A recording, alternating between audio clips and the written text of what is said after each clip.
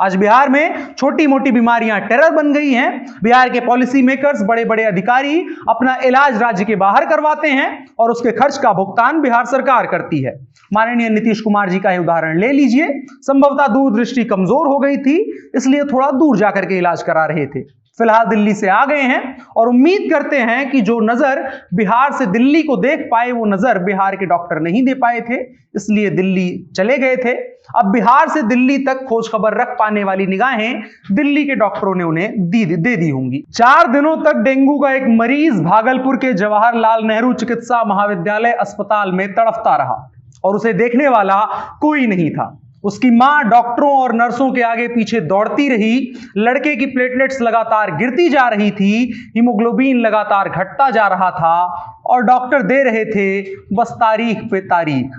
बेटे की हालात दिन ब दिन खराब हो रहे थे। मां इस डॉक्टर से उस डॉक्टर, इस वार्ड से उस वार्ड दौड़ती रही, लेकिन कोई भी उसे देखने आने के लिए तैयार नहीं हुआ। और डॉक्टर्स वार्ड में आए और लोगों को देखा और मरीजों को देखा, लेकिन नसरीन के बेटे साहिल की सुध नहीं ली। और 4 दिन बाद जब उसकी हालत बद से बदतर हो चुकी थी और उसकी मां तमाम उम्मीदें छोड़ चुकी थी, तो तमाम दबाव बनने के बाद डॉक्टर उसे देखने आए। बड़ा एहसान कर दिया डॉक्टर साहब, 4 दिनों बाद आकर के देख लिया, वरना ये लड़का भगवान के पास जाने ही वाला था। वो आपका उम्र भर एहसानमंद होगा कि सही वक्त पर आकर आपने उसका इलाज कर दिया। हम भी आपका शुक्रिया कहते हैं, लेकिन उसके साथ कुछ और भी कहना चाहते हैं। सुनिएगा। सफर हमदानी का शेर है कि शहरों शहरों लाशें देखो बिखरी हैं, हाकिम मेरे शहर के अंधे गूंगे हैं। आप सोचिए, किसी नेता, किसी मंत्री, किसी बड़े अधिकारी का बेटा होता या वो खुद होते तो 4 दिनों तक वो अस्पताल की फर्श पर पड़े रहते। क्या उनके भी परिवार वाले डॉक्टरों के आगे पीछे चक्कर लगा रहे होते या हालात कुछ और होते? डॉक्टर उनके आगे पीछे चक्कर लगा रहे होते। और अगर बिहार की स्वास्थ्य व्यवस्था कम पड़ जाती तो दिल्ली, बंबई जैसे बड़े बड़े शहरों में उनको भेज दिया जाता ताकि उनकी बहुमूल्य जान को बचाया जा सके। मरीज बड़ा उम्मीद लेकर के अस्पताल आता है और ये सोचता है कि तबीयत खराब है और आप लोग यानी डॉक्टर लोग उसका इलाज कर देंगे। लेकिन अभी चंद रोज पहले की खबर है कि करजाइन बाजार में 1990 में मुधरमल शारदा राजकीय औषधालय की स्थापना हुई थी। बड़े अरमानों के साथ अस्पताल बना था और आसपास के लोगों ने सोचा था कि अब उनकी जिंदगी और बेहतर हो जाएगी। लेकिन आज उस अस्पताल की हालत यह है कि वहां कोई विशेषज्ञ डॉक्टर नहीं है, एक ड्रेसर है, उसी के भरोसे पूरा अस्पताल चल रहा है।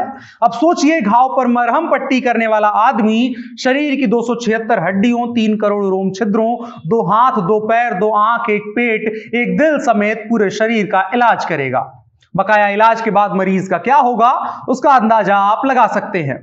चंद रोज पहले राष्ट्रीय स्वास्थ्य मिशन की एक रिपोर्ट आई थी, जिसके मुताबिक बिहार के स्वास्थ्य विभाग में 53% कर्मचारियों की कमी है। यानी बिहार की स्वास्थ्य व्यवस्था 50% से भी कम कर्मचारियों के भरोसे चल रही है।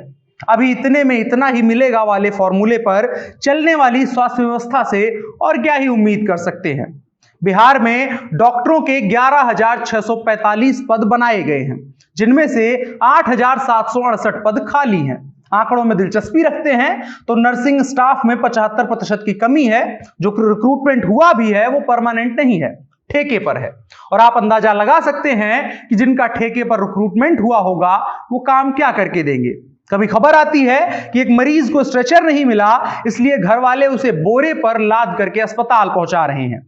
और इस पर अस्पताल वालों से सवाल किया गया तो अस्पताल वाले कह रहे हैं कि स्ट्रेचर कहीं और व्यस्त है, इसलिए मरीज को इंतजार करना पड़ेगा। अब सोचिए, अगर आप बिहार के अस्पताल में इसलिए जा रहे हैं कि आपके शरीर में ऑक्सीजन की कमी हो रही है और थोड़ी देर में ऑक्सीजन की कमी से मौत हो सकती है, तो अस्पताल प्रशासन आपको बाकायदा मरने देगा और मरने की वजह हम ये कह देगा कि ऑक्सीजन का सिलेंडर कहीं और व्यस्त था, इसलिए इस वाले मरीज को नहीं दिया जा सका। बाकी 6,000 करोड़ इस साल का बजट है बिहार सरकार की तरफ से, और स्वास्थ्य क्षेत्र से यही उम्मीद करते हैं कि सरकार का कोई प्रतिनिधि यह समझाएगा कि इन पैसों का नियोजन कहां किया जा रहा है।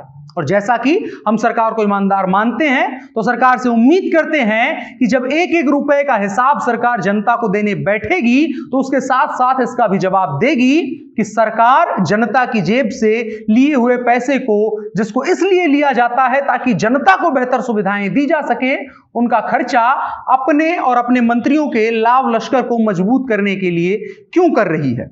साल 2019 याद रखिएगा, बिहार के 120 से अधिक मासूम बच्चों की मौत एक ही अस्पताल के अंदर हुई थी, जिससे अगर आप अंदाजा लगाना चाहें तो बिहार में 36 जिला अस्पताल हैं, 70 रेफरल हॉस्पिटल हैं और 55 सब डिविजनल हॉस्पिटल हैं और 11,848 हेल्थ सेंटर हैं।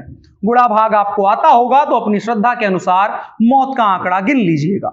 अब जैसा कि आदत है हर जगह कमी निकालने की, तो हमने सोचा बिहार सरकार की स्वास्थ्य विभाग की वेबसाइट देखी जाए, वहां भी कुछ मिल सकता है। लेकिन मेरा यकीन मानिए आप, इससे ज्यादा सुंदर वेबसाइट मैंने नहीं देखी है। लोगों में दोनों तरफ स्वास्तिक का निशान बना है। भारतीय संस्कृति में स्वास्तिक को मंगल का प्रतीक माना गया है। मंगल पांडे जी हमारे स्वास्थ्य मंत्री हैं। बाकी वेबसाइट पर सब कुछ अच्छा है। रंग बिरंगे पैटर्न में सजी वेबसाइट यह बताती है कि बिहार की स्वास्थ्य व्यवस्था में सब कुछ अच्छा है।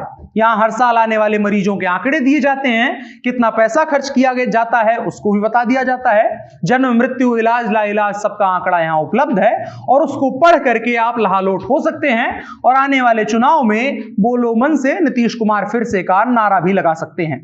लेकिन जमीनी सच्चाई हमने आपको शुरू में बताई। हम पर्याप्त समयांतराल पर आपको बताते भी रहते हैं कि जमीन पर क्या हो रहा है ताकि सनद रहे। आज बिहार में छोटी मोटी बीमारियां टेरर बन गई हैं। बिहार के पॉलिसी मेकर्स, बड़े बड़े अधिकारी अपना इलाज राज्य के बाहर करवाते हैं और उसके खर्च का भुगतान बिहार सरकार करती है।